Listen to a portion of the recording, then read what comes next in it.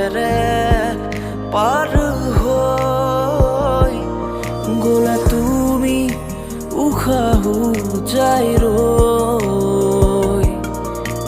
কিনো আদৰ বুকুতে জাগে ভাবি তোমাক নিজৰ,